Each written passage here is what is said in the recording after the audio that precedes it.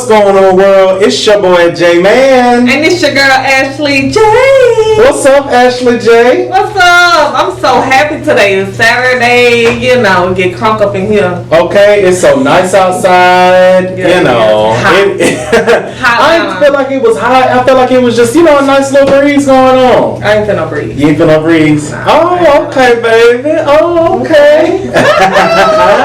Doesn't need to end. Does it need to end, guys? We're tuning in to chapters 5 and 6 on today, so I hope you're strapped in and ready, and I hope you've been reading Relationship Goals by Mr. Mike Todd. Definitely. And if you have not, you definitely want to get out and get it, because trust me, it is trending. It is hard to get, as I'm seeing. Even from him, he had a pop-up where he seen that so many people were saying they couldn't get it, it was sold out, this and that. So I guess, he got his publisher, and they got several copies for him. Okay, that's what's going on. That's what's going on in these streets with the music. Yes. So, doesn't need to end, Jay. Chapter 5 doesn't need to end. It was a good chapter. It definitely was a good chapter. It really, really was a good chapter. I definitely enjoyed it. It definitely added some insight to my life. Yeah. Things, relationships, friendships, family members, you name it. Pastors. Pastors, business relationships, co-workers, all of that. It was really good, really good. So I had to decide on a lot of things, even to, I'm going to get to it. You're going to get to it? All right. Well, I'm strapped in and ready to go. Okay, so it's saying stop playing house, period. Stop period, pooch. You have to stop. You got to stop playing house, because you may be wasting time in relationships, unnecessary time at that. Yes, time is something that you cannot get back, baby. Nothing. You cannot. You get money back, you can get love back, you get time. No, you can't get time back. Can't get time back. Can't get time back. You can get back a lot of things, but time is not one of them. Yeah, so he said either put a ring on it or call it a quit. That sounds good to me. Either you trying to put a ring on it or you got to go, baby. Yeah, I think so, because it's just like, I just look back on my life, and I was in a 10-year relationship. And that's a long time. Yeah, that's a long time to be wasting with a person. It is, but I learned so much. I really discovered what I like, what I don't like in men and in myself. Okay. So it wasn't totally wasted for me. It wasn't totally wasted, but he said put a ring on it, or you need to call it a quit, because you're wasting time. It's not pushing you towards your goal where you want to be. So Yeah, you definitely got the. After this chapter, did you have to X some people off your list? I don't think it was necessarily that I had to X people off of my list, just because, I had already been in that place of just kind of like just being with self. Yeah.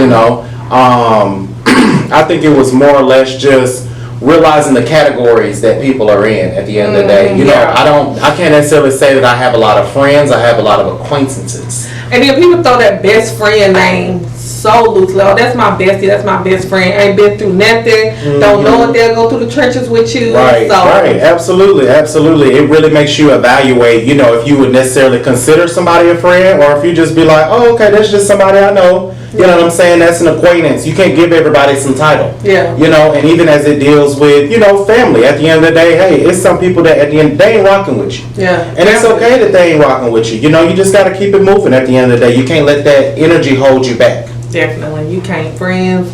And I kept thinking so long, like I was kissing butt, walking on eggshells, because we were family. And when before I read this book too, I had just got a revelation that no matter what, like friends, family, no matter blood and whatnot, like if they not pushing you and rooting for you, kick them off the bus. Absolutely. So some relationships may be more liabilities than assets. Right. So as far as some people don't know what a liability and an asset is. They should know. Okay, well, bring insurance. You got some insurance. You should know what liabilities and assets are, because at the end of the day, they ask you about those things. But we're gonna break it down here. If you do not know, we using big words for you.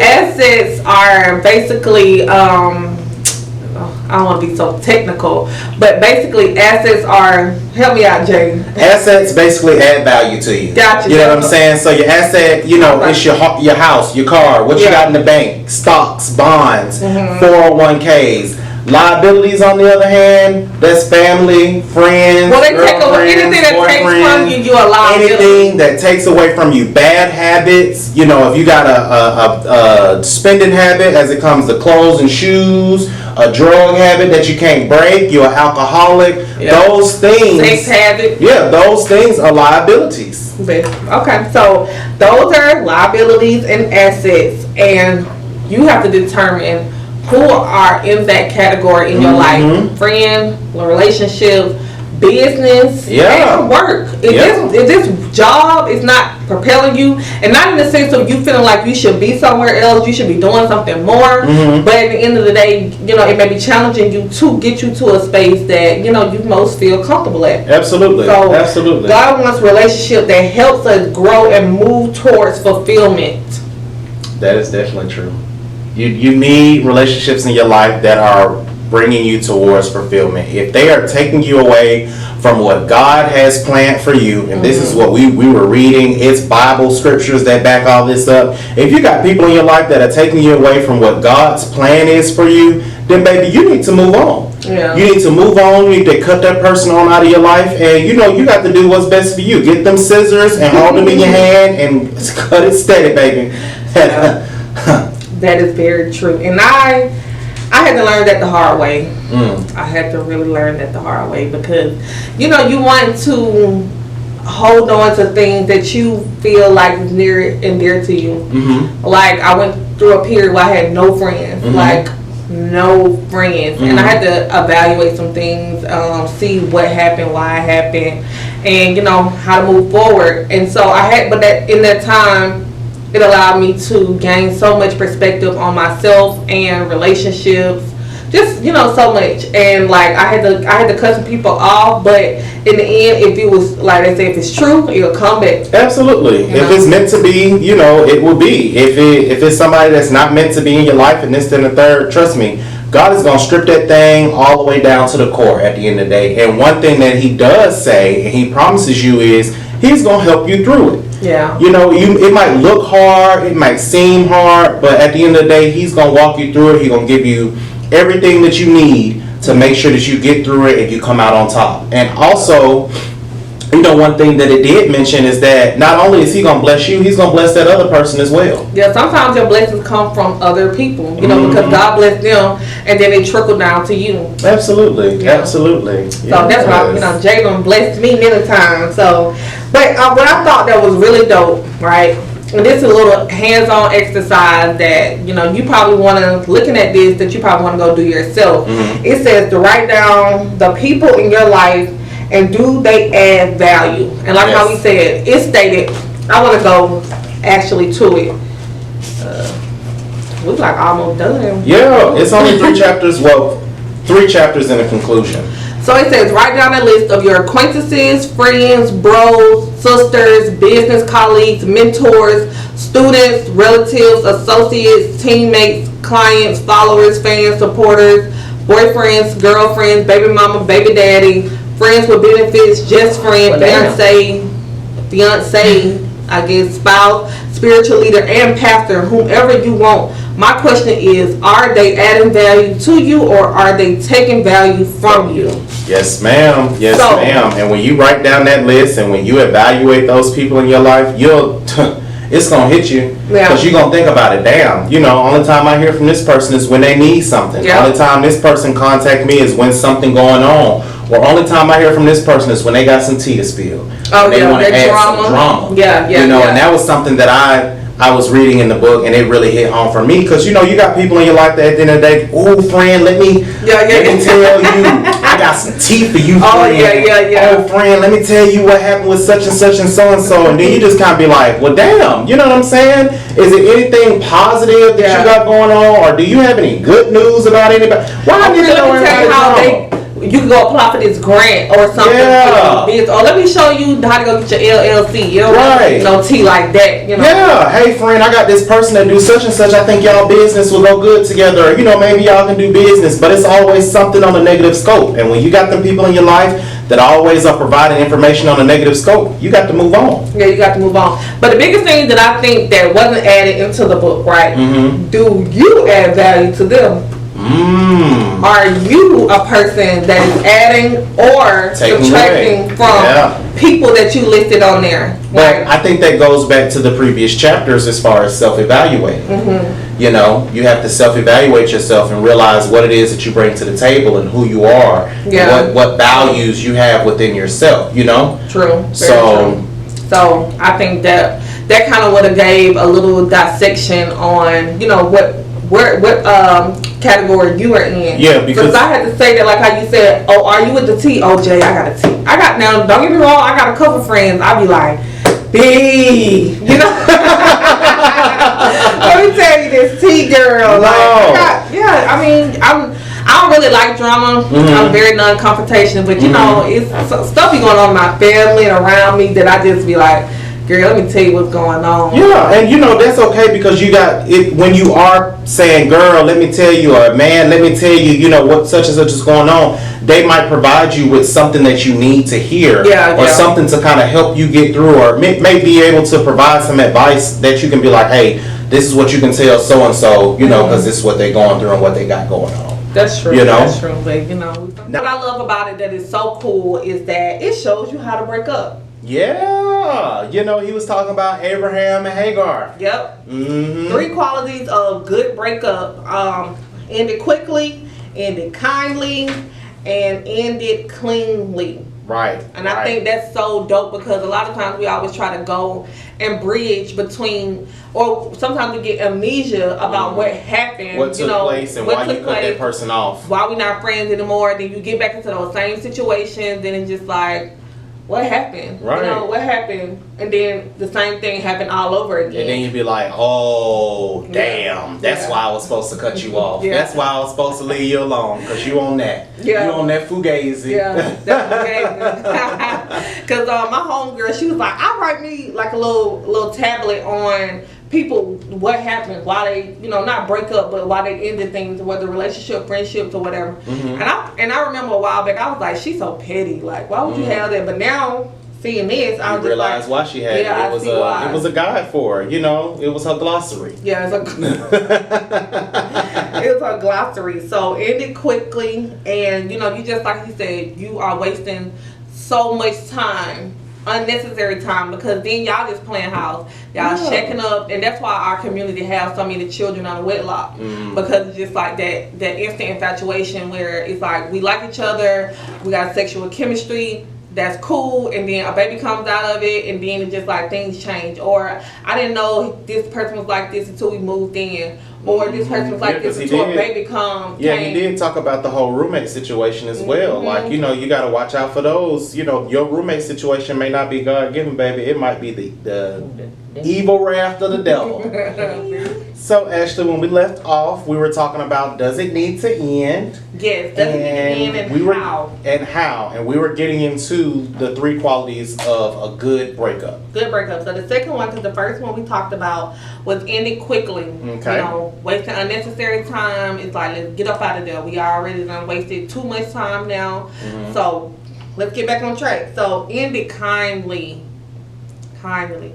Not passively, kindly. Where it's just like you state the truth. Hey, you know, this is not really helping me move forward. I see that either I'm not even the person that is helping the situation. I need to go work on myself, or you know, I just don't feel like we're good compatibility. I mean, we don't have good compatibility. Right. Blase, blase. You know, you want to be kind and sweet. You know, I want us to still, you know, have like something cordial. We see out in the streets. I do see you. It's like, you know what I'm saying? I don't know you. We got bad blood, or you know, we mugging. It's like, no, we're gonna end it kindly, keep it smooth, godly, and keep it moving. You know. So that is the second one, and end it cleanly. Okay. right? Ended cleanly, which means we both have an understanding on why it is ending. Right. There's no, oh, this is just for a season, you know, we taking a little break. Yeah. No, be very cut, clean, and dry about it at the end of the day. Hey, this isn't working. You're going to have to go your way. I'm going to have to go my way. We're not going to revisit this in a few months. We're not going to revisit this in a year. At the end of the day, and I think that's one of the big things when it comes to a breakup, something that has been detrimental in you guys' relationship, and then you try and go back and be like, oh, well, maybe we can fix it this time. I done changed some things about myself. You done changed some things about yourself. No, that's not what God wants for you at the end of the day. At the end of the day, if you need a clean break from somebody, take that clean break and leave it alone. And God has really been, He hasn't shown you any signs, you know? Yeah. Like, or, you know, because sometimes a person can come back, God had really just transformed them. You know, because myself, I had a transformation. And, you know, second chance is like, okay, cool, but not just so quickly, let's just jump back into it. Right. And that's just what it is. It's like, no, let's, you know, take baby steps this time. Let's make sure we do things totally different than we did last. So we can just stay on one accord, and we can, you know, move towards something that's more positive, that's more fulfilling. Right, absolutely. You know, like they even mentioned when you're breaking it off with someone, if you were in an abusive situation, like at the end of the day, yeah, you know you need to go ahead and cut that thing clean off. You know what I'm saying? That person, you can't just say, oh, we broke up, you know, they went to jail, they went to counseling, and this and the third, they didn't work through it. No. Once always abusive, is going to continue to be abusive. You know? No, I don't feel that way. You don't feel that way? I don't feel that way. I feel that way when it comes to domestic violence in relationships at the end of the day. That's just my personal opinion. Because I've been a person of domestic violence. I think you are getting your domestic violence a little switched up, you know, as far as like, You ain't got no charges, this, and the third. You know what I'm saying? Like, that's not a characteristic that your mate can honestly say, like, Ashley was just, she was dragging me. She would beat me up. You know what I'm saying? Okay. I get it, but I still feel like... your abuse was manipulative, in a sense. I mean, it was physical. It was physical, but it was you were doing it out of the manipulation of yourself. You know what I'm saying? I get what you're saying, but I just believe that...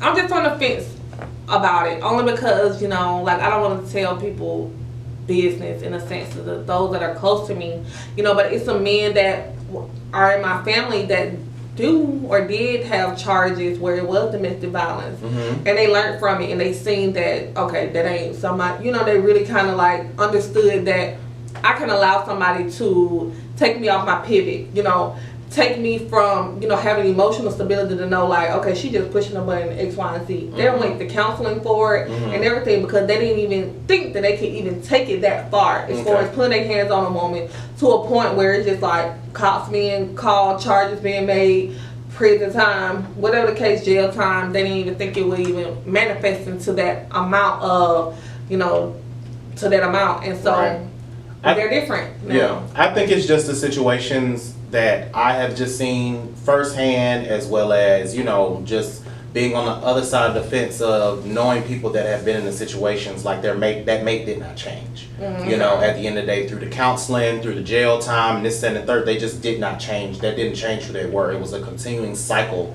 for them. You know, I'm not saying that people cannot change, but at the end of the day, you know, it's just certain situations that you have to learn to walk away from and continue to walk away from that. Because also, with me saying that, I'm saying because that person that did abuse you, they lowered your self-esteem. Yeah. They did a lot of damage. Yeah, they did a lot of damage to you, and it's hard to try and rebuild that damage up if you're gonna go back to them.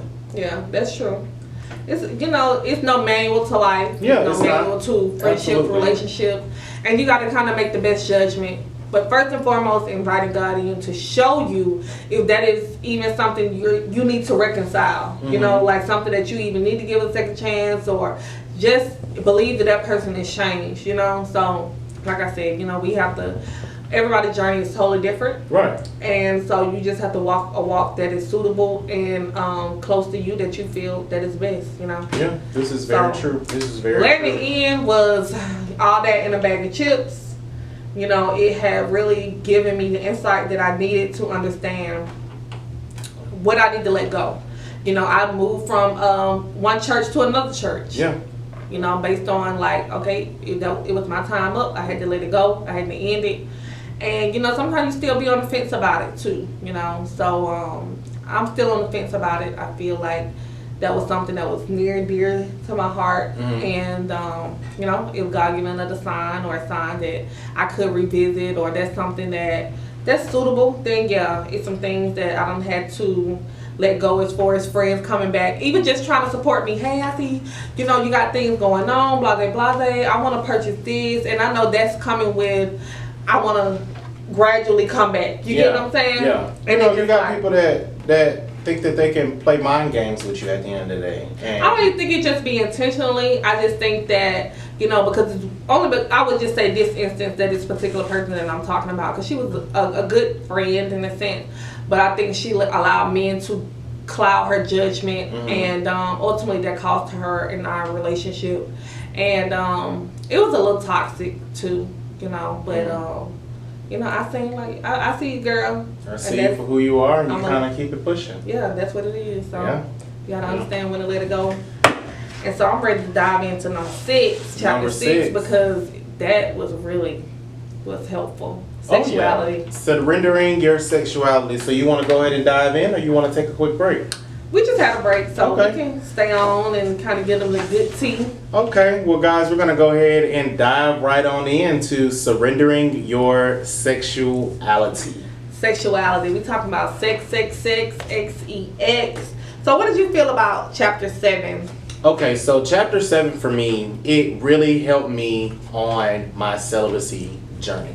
I forgot you still celibate. Yeah. I forgot. We on quarantine at that. So what I'm really doing. Yeah, that's true. You are. You know, but it really just kind of helped me to realize that at the end of the day, like, honestly, there was so much that it gave me. It gave me insight as far as how you can get so blinded with the whole sex being added to the situation. You know, you don't realize that, hey, this person you're giving yourself to, or you giving yourself to this person, you giving yourself to this person, you giving yourself to that person, you're not protecting your heart, you're not protecting your body. And then also something that it made me realize, you know, God gave me this vessel at the end of the day. He gave me this vessel, and sex is something that God made that is supposed to be good.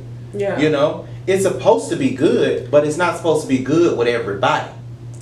So let's give a little quote on how he said, he made sex for us to enjoy it if we do it in the right way, in the right context. Yeah. If we do it in the right context, I think that it wouldn't be so damaging.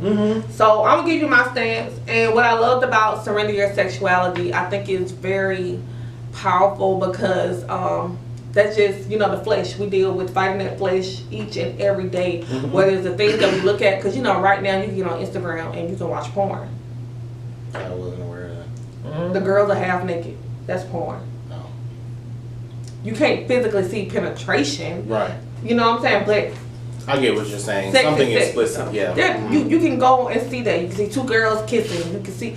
I mean, they got stuff, as I showed you the other day. You know, with my little nephew. Oh yeah. That's on there. That's you know, so that's porn in a sense. So it's just like, it can be so damaging and so destructive to your mental state, right? So what I mean by mental state is that it can mislead you in the innocent way that God intended for us to have sex. The covenant that's supposed to be between a husband and a wife, right? There was never a marriage. There was never a wedding ceremony for a husband and wife in biblical days. It was when two people got together and they had sex, right? Because that's a soul tie. Right. You become one. And everybody knows that we have had that good old good, and we can't get it out of our system. Reason being, because we have became one with that person. Right. And so you have that. It gives soul ties, and it changes our values. Our values on how we think about ourselves, our self-esteem, how we love ourselves. It just all across the board on how powerful it is, but how damaging and destructive it can be if it's not done in a proper way. Yeah, absolutely. Like you said, when you're supposed to give it to any and all everybody. You're not supposed to give it to any and everybody. You know, then you're going to end up being like that box of chicken nuggets that gets passed around to a group of 10. You know, at the end of the I day. ain't never heard that. Well, damn. It was in the book.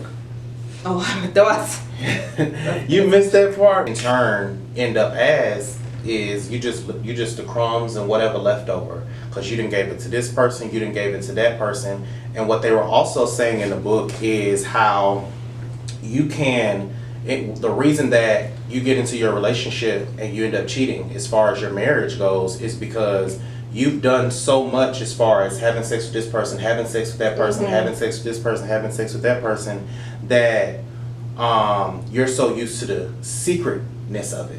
You're so used to the thrill. The thrill. Yeah, you know, yeah. just like he was saying for the man that goes and masturbates in the closet, but his wife is sitting there laying in the bed and she could be giving him the same feeling that you're trying to get out of masturbating, but it's the fact of the thrill you get out of being secretive about what you got going on. Yeah, and that's why people do like the role play. You know, the role play of rapists. You know, or the role play of, you know, I don't know you when we are meeting up somewhere, because, you know, life can get routine, you know, and with sex it can get routine because we're human. Right. There's only so much we can do as far as positions or, you know, the way we do things. So you do have to get those type of thrills and excitement. Yeah. But when you do it, like you said, in not the right way, you go into, let me go in a closet and do this and that. Or let me, you know, text old girl so we can go meet up at the hotel. Or let me, you know, text that coworker at the end of the day. I've been looking at them, they've been looking at me, and,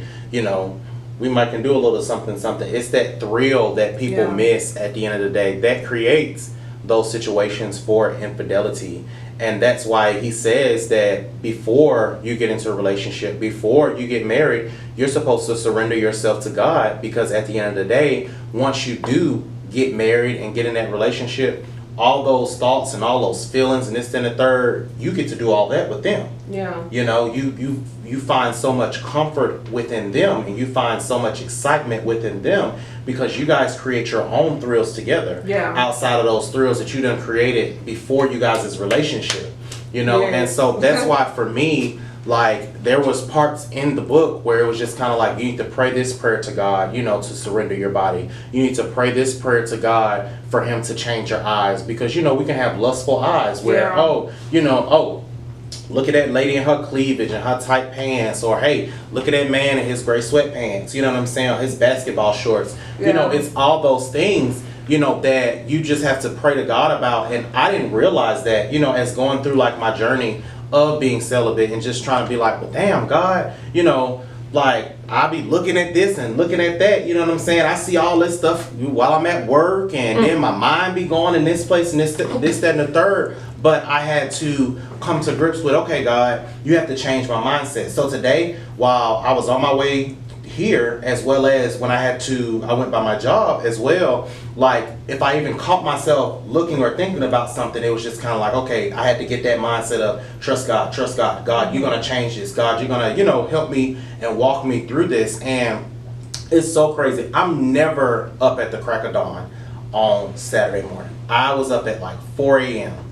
and being up at 4 a.m., like, you know, everybody and their uncle is up, you know, on Facebook, on Instagram, this, that, and the third. So 2 different people hit me up on Facebook Messenger, and both of the people were people from my past, as far as not necessarily a relationship, but people from my past. And so the conversation was cool, and so one of them was asking me, you know, like, what's going on, what's new with you, blah blah blah. And then they said, have you been behaving yourself? You know, that's how folks like to play it out there. Have you been behaving yourself? And I was like, yeah, absolutely. You know, I've been celibate for such and such amount of time. And they was like, oh, so you waiting on the right one? And I was like, yeah, absolutely. You know, that's just where I am right now. I want the right one, the only one, and the final one. You know what I'm saying? I always put that on the shirt right there. The only one, the right one, and the final one. Yes, period. like, like I told them, I'm not in that place of, like, I done did a lot, you know, at the end of the day. Like, so I'm good. I know what's all out there, this, that, and the third. You know, I don't find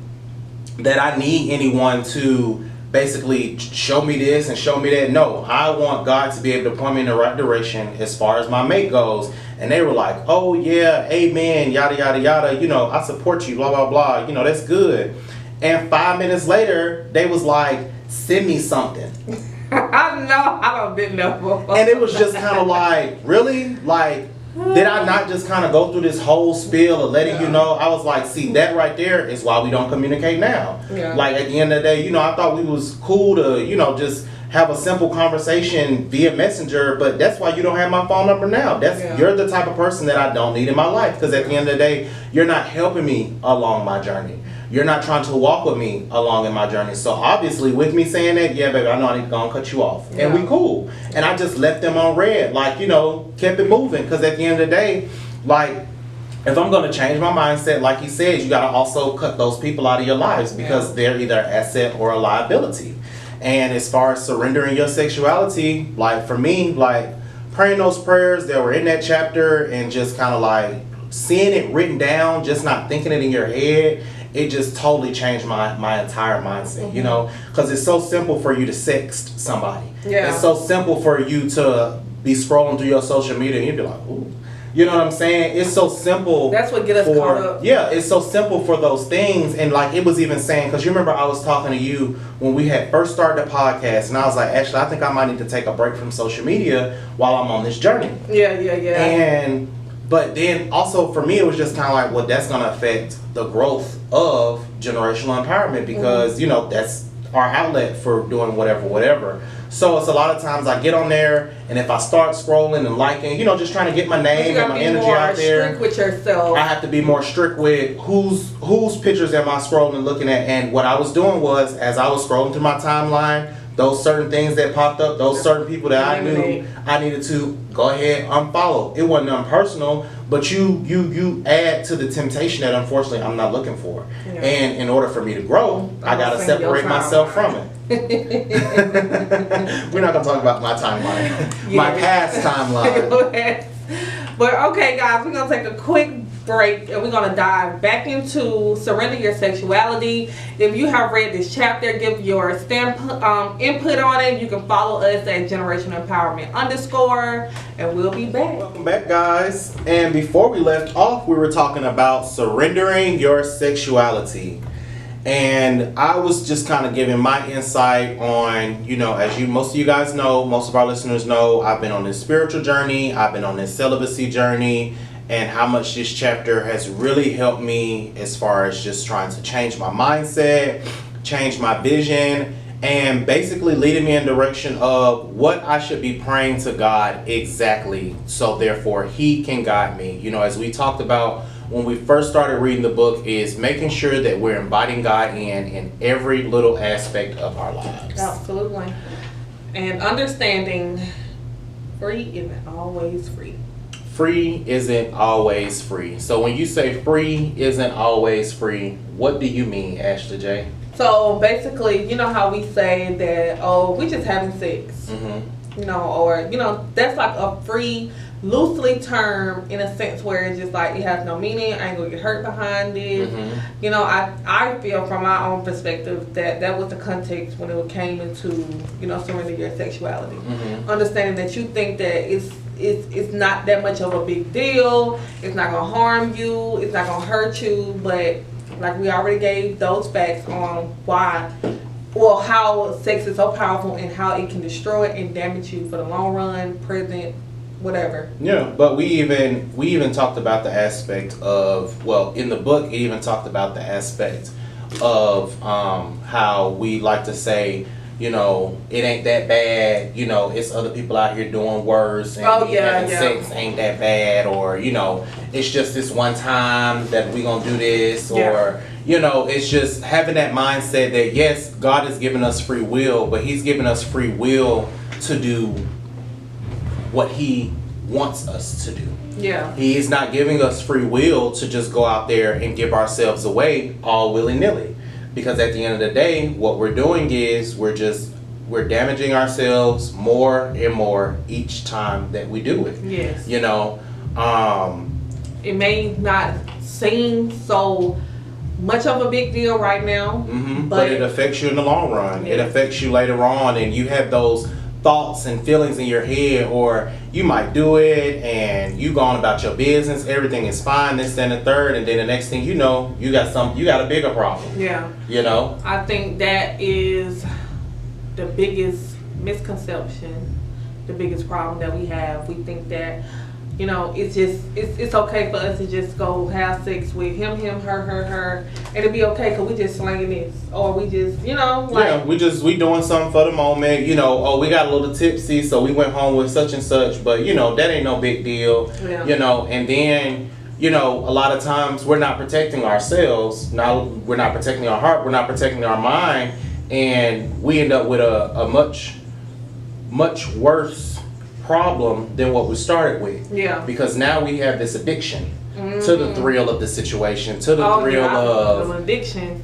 Because sex is an addiction if you do it in the wrong context, you know. And it's so crazy because I watch a lot of divorce court, and that's because I like the advice that she gives, you know, because they're everyday people, they're human beings that, you know, a lot of times we deal with the same type of things. Right. You know, maybe a little twist there in it, but basically a lot of times sex is the main focal point on why other things is going the way it's going. Yeah. And a lot of times it's, you know, you find women that are more sexually active or have a higher libido, like we learned libido. You know, have a higher libido than men. And 9 out of 10, it's mainly the men, and they want it morning, noon, and night, and this and that.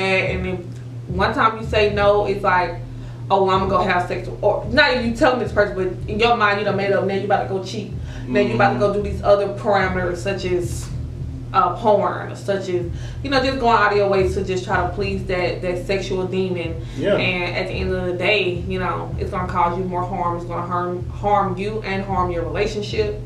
So, you know, like, yeah, like even in the book, and one thing I like about Mike Todd is he's very transparent. You know, he went through the addiction of porn. You know, and I think that's something in America that we battle with so much because it's so freely out there as far as, but we don't realize the effects that porn has on us, the pornography has on us.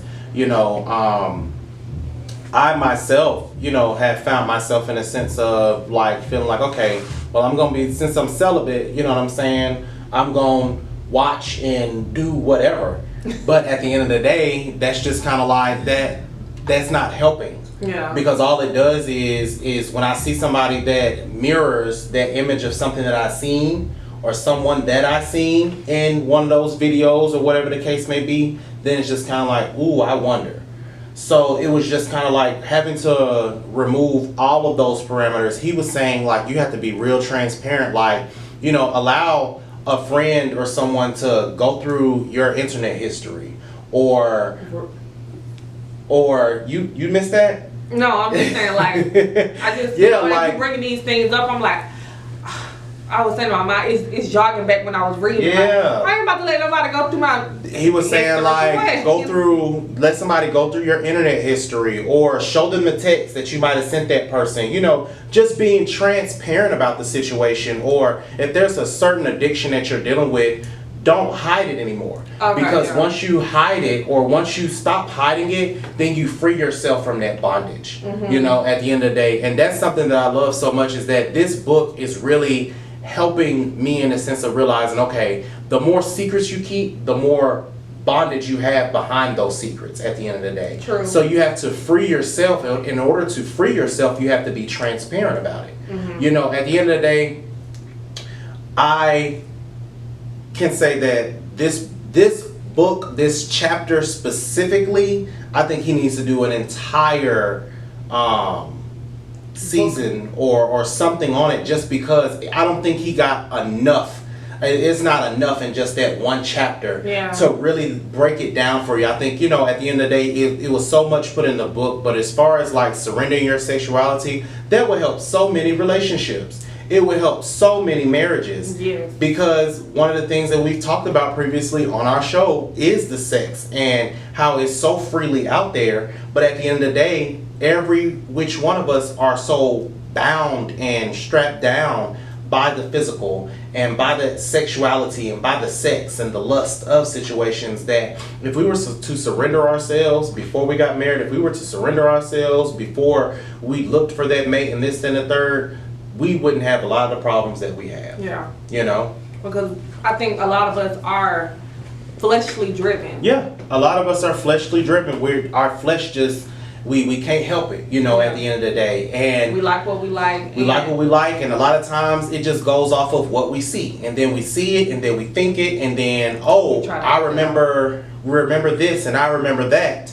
You know, and it's just one of those situations where you just got to learn to surrender that sexuality and learn that free is not always free. Yeah. And, you know, the biggest thing when I think that helped me when it came to sexuality, like when I was just allowing God to transform me, inviting God in, you know, we all had a past. I had a past where, you know, I'm just being transparent. I just feel like, you know, I'm gonna be transparent.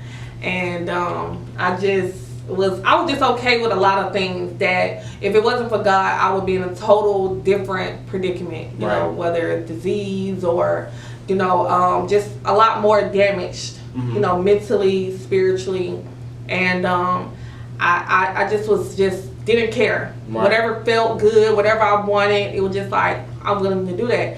And then when I got into a serious relationship, I was still looking for that wham bam, thank you ma'am. You know what I'm saying? Like in a sense of, it wasn't intimate in a sense. Like, you know how they have intimate sex or whatever. I was looking for that same sex I was getting from being, you know, talking to whoever, you know, and it was just like, now don't get me wrong, it's not like when I wasn't getting that as well.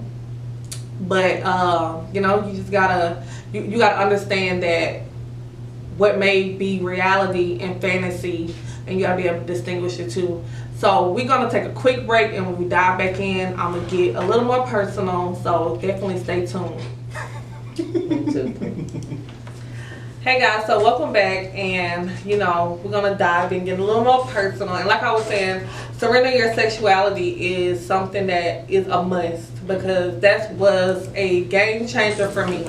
You know, like I said, that I was bringing in a lot of baggage from how I was, you know, out there in the world and not really pleasing God and just, you know, moving off my flesh. And it cost me so much. It cost me friendships, relationships, and until I really got a hold on it. And, you know, that's when a lot of things started to prosper. But, you know, I just did not care. I didn't care about whatever. I don't want to get too personal. Why not? You know, generational. Okay, I didn't care about no protection. I didn't care about whatever, like, you know. But God really truly saved me. You know, I do got to get personal. I got to have, you know, it's my testimony. Yeah, because you might help somebody.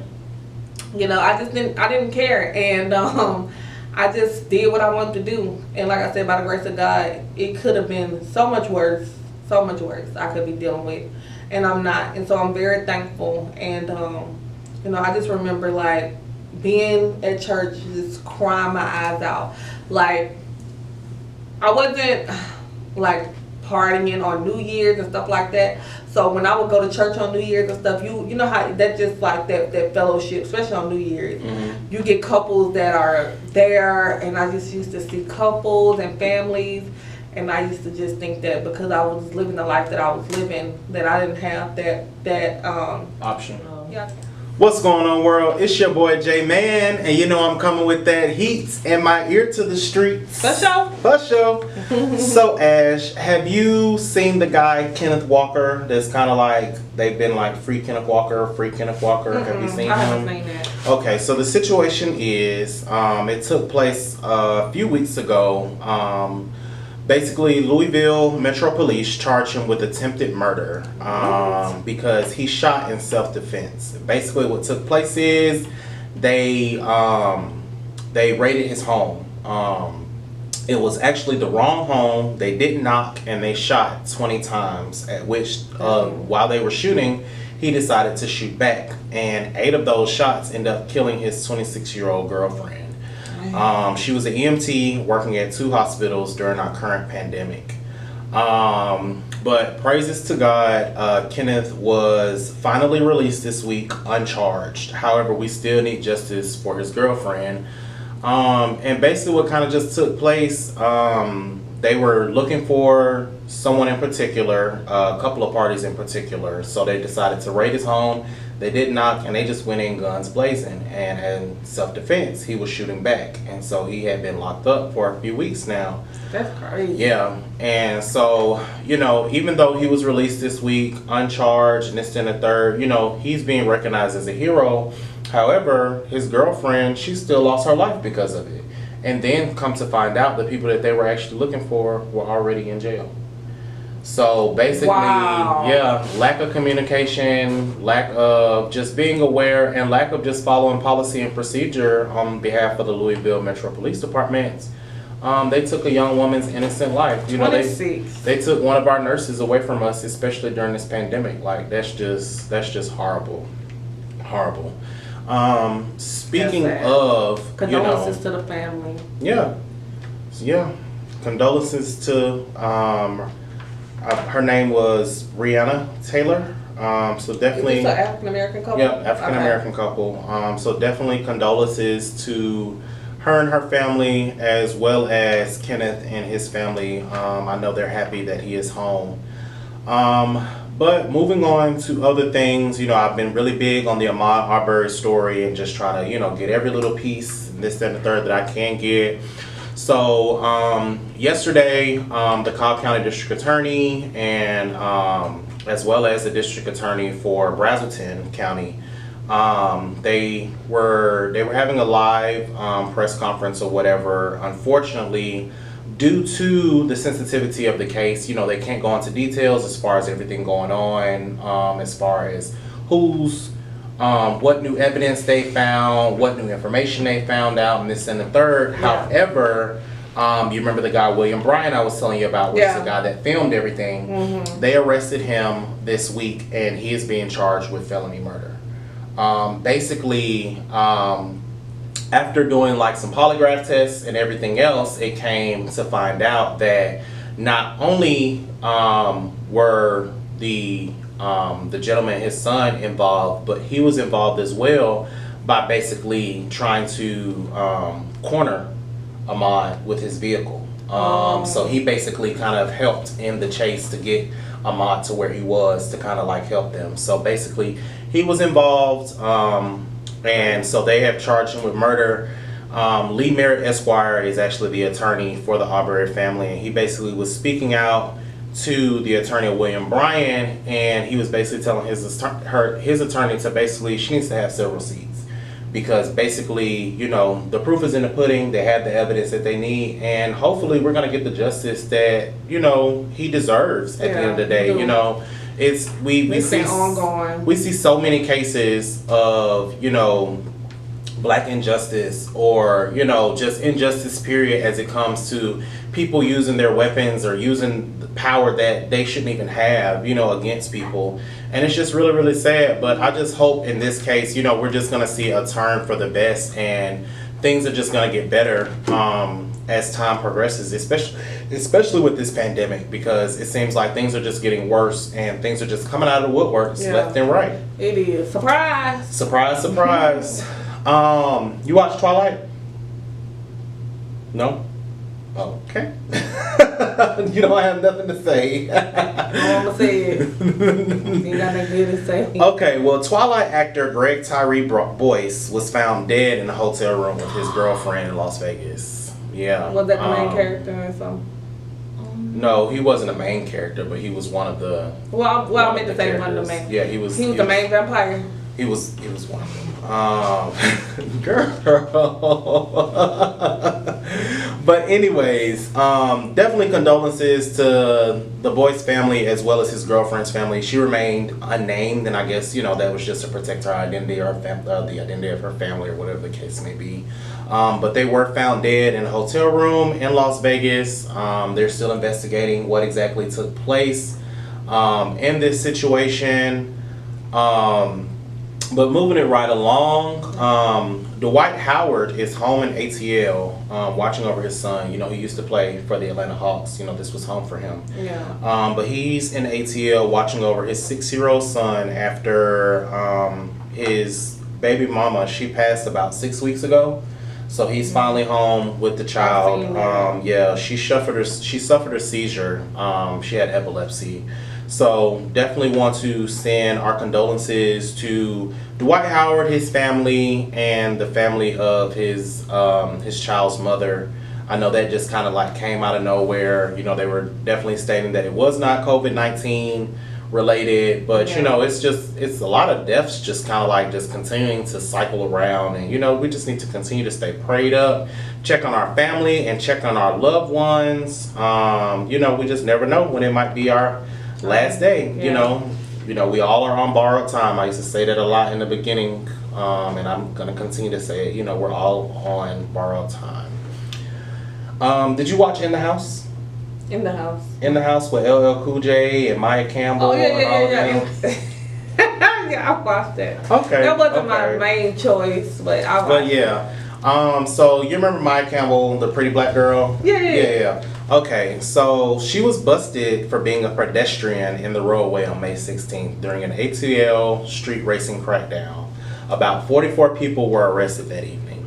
You know, she's been known about her publicized bouts with bipolar disorder and substance abuse. Yeah, I seen. Yeah, she was on Ayanna Fix My Life. Mm-hmm. Yeah, and she's usually seen in Southwest Atlanta walking the streets. Mm-hmm. Recently, you know, that's just, well, not even recently, just over the last few years, you know, that's where people have noticed or seen her, you know, being in Southwest ATL, like Campbellton Road, Langford Parkway, that whole, you know, as walking the streets, you know, asking for, she has a crack addiction as well as, you know, prostituting. So really, yeah, she fell off really, really bad. After she had her last child, she stopped taking her her medicine for her bipolar disease, and then she got hooked on some drugs. And you know, she was recently seen, I want to say it was like 2017, she was seen at a gas station pumping gas asking for crack.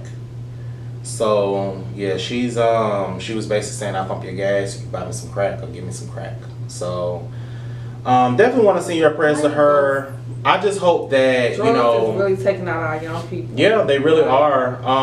But I just hope that with them arresting her, because she was arrested for being a pedestrian. I'm sure she wasn't street racing, but I'm sure she was just like walking the streets trying to get whatever she can get. But I'm hoping that, you know, with everything going on, they kind of keep her that way she can kind of like sober up, and then she can transfer into some sort of something, you know, to kind of get her life on track, because she was beautiful. That one was like, she was drop dead gorgeous. And you know, at the end of the day, I just hope that, you know, a lot of these actors and actresses that have been affected by drug abuse and this and a third, they just kind of get into a point where they turn their lives around. But I'm gonna go ahead and wrap things up with this on this last little note. So you remember a few weeks back, I was talking about Ray J and Princess Love. Yeah. You know, they've been a very, like, in the beginning, they were real, like, couples goals and this and the third. Yeah. Everybody wanted to. I liked them, even though we pushed our butt in the pool. Yeah, everybody kind of liked their whole relationship, their whole everything that you've seen on Love and Hip Hop LA. Well, unfortunately, it has been released that the two have filed for divorce. Yeah, I think that. And Princess Love is asking for child support and full custody for their two children. So I know that's going to be kind of a sticky situation there, because Ray J's got a lot of money and Princess Love doesn't necessarily have the same money that Ray J got. So, you know, it can kind of go toe to toe. I'm pretty sure there was a prenup, right? I don't believe they signed a prenup. I believe that was one of the things that they discussed on like previous seasons of Love and Hip Hop. His financial thing, baby. Yeah. So she do have the financials.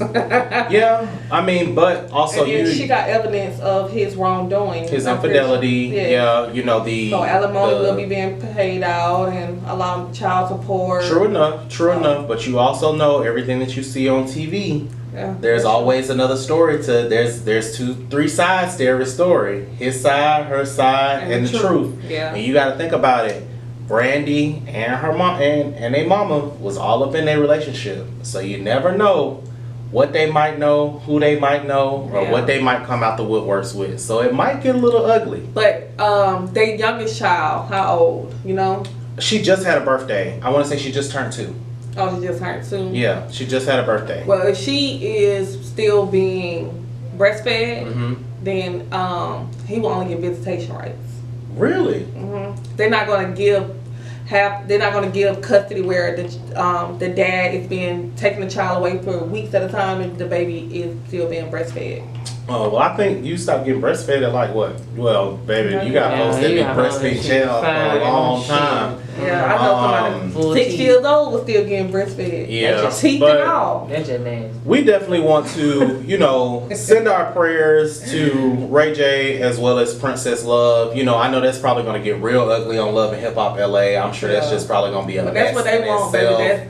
You gotta have what I seen that Mimi said that in order for them checks to run or to keep you on the show, you gotta have storyline. You gotta have storyline. You gotta have drama, and that just point blank the period. And the fact that you even contested saying like we got drama, I'm with it. You know what I'm saying? It just it could be some little BS in it. Yeah, they definitely can. But I just don't.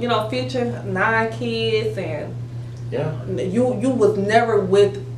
Well, probably the beginning ones that you were really with, especially the ones that held you down when you didn't have nothing, or y'all was just kind of like going through the day to day when you was trying to be somebody, that. But all these other women, it hasn't been any real relationships where we was in a relationship for years or anything we was building. It just been like we had sex, that's what it was, and you came up pregnant. Why do they always come up pregnant? That makes no sense. Yeah, I mean, but like Jock too, he got a lot of kids too. Jock got a lot of babies and a lot of baby mamas. Yeah. Our black community. That's why these kids grow up not knowing their value, not knowing who they want to be, what they want to be, this and that, trying every and old thing. Don't get me wrong, but at least aim for something. You just throwing things, Yeah, I mean, that can put you in a place you need to be.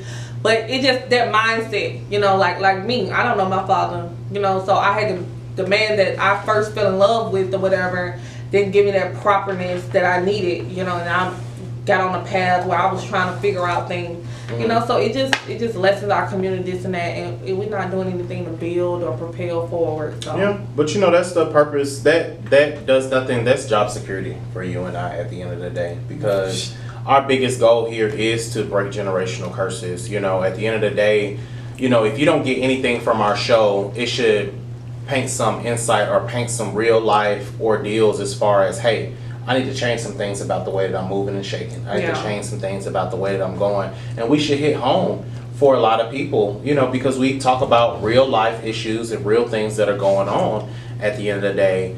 And, for us to be in the entertainment industry and, for us to be able to speak out on the people that are in the entertainment industry, like they really have to change the way that they're doing things, because like you didn't hear about Snoop Dogg having 1,000,001 kids. You didn't hear about Tupac having 1,000,001 kids. Snoop Dogg been married to the same woman for...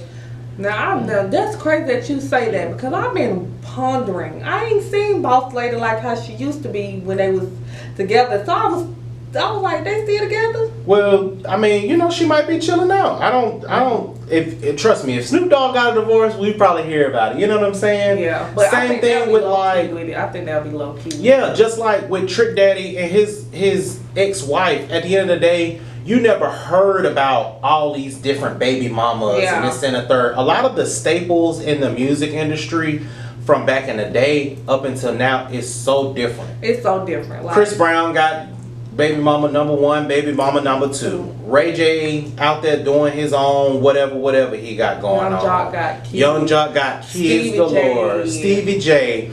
You got Future, who we was just talking about. It's just, and then these baby mamas that just come out of nowhere. They just be coming out, popcorn babies. They're like, they're really popcorn babies. Back in the day, Ice Cube.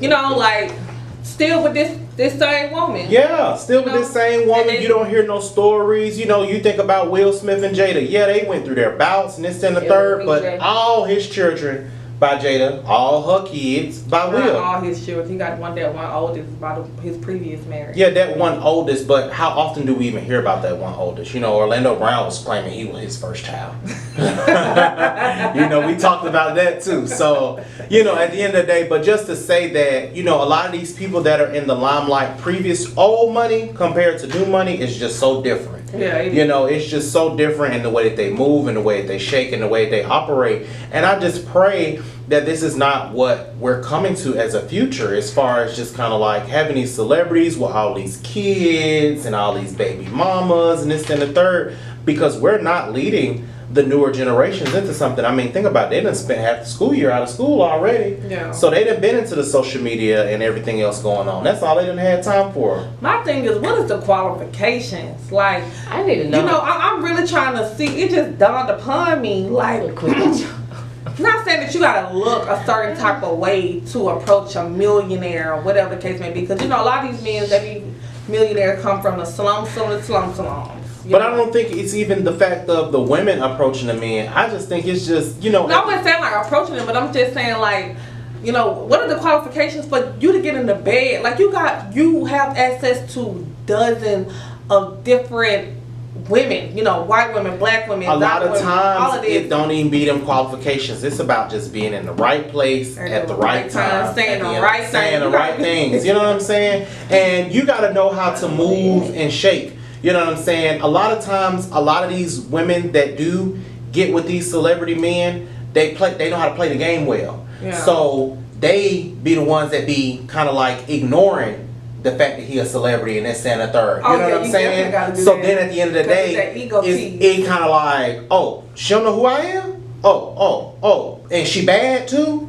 You know what I'm saying? They don't be bad. I know, but at the end of the day, it's just the way that they probably present bad in the themselves. dark, like They be bad in the dark club. as far as, you know, they makeup done, their hair be did up, and this and the third. And then you also got to think about it. Sometimes a lot of these women, they be the dancers.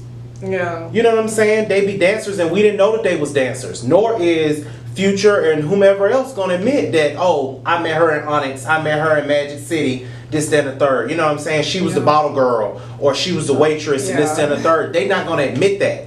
And also, that woman is not gonna put herself out there as, yeah, I was the stripper, or I was the bottle girl, and this, and the third. I think Cardi B was kind of like one of them first women to get out there and be like, yeah, I used to shake my ass and this, then the third, but now look where I'm at. And she made a name for herself, and she's helped to make a name for the husband. Oh, and shout out to Quavo. He graduated from high school. He sure did graduate. Shout out to Quavo this week. Yeah, he graduated from high school this week. And that just kind of goes to show you, like, people are taking advantage of this time in this pandemic. And even though he was probably doing his schooling thing before then, but it was another celebrity. They were saying that they didn't even have, they dropped out of school in 10th grade.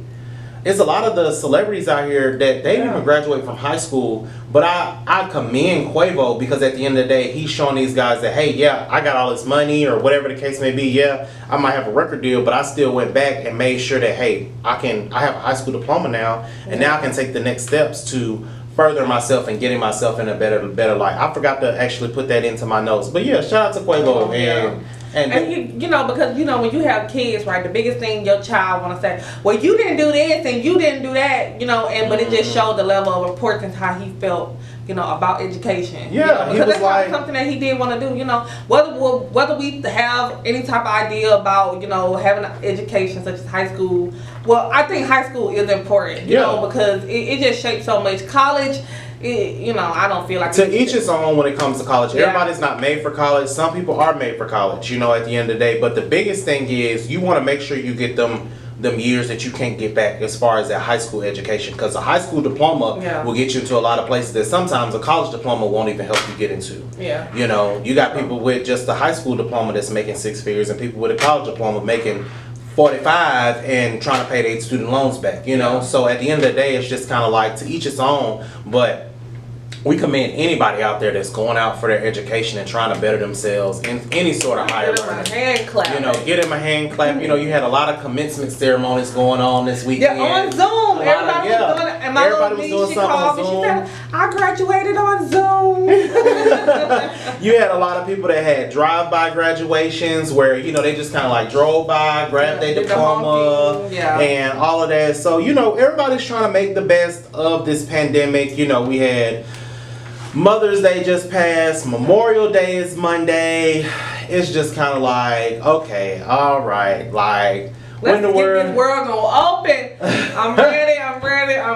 Well, I'm tired of this social distancing. I'm tired of these masks. The social distancing is gonna continue for a while because even Keisha Lance Bottoms announced that I'll just be glad when I can go to the barbershop and nobody look at me sideways and go, I don't pick a color, but she be like, you want shiny buff or you want gel? You want gel or shiny buff? You want gel or you want shiny buff? I want gel on my nail and you can shiny buff my toes. But yes, guys, I'm your boy J Man. That has been my Ear to the Streets reports. I hope you guys have enjoyed. Don't forget to follow Generational Empowerment on Instagram at Generational Empowerment _. You can also catch us on YouTube. We upload every single one of our episodes by Sunday evening on YouTube, as well as you can follow your boy J Man at J_man_2020 and my girl Ashley J at EmpowerU_. Yes.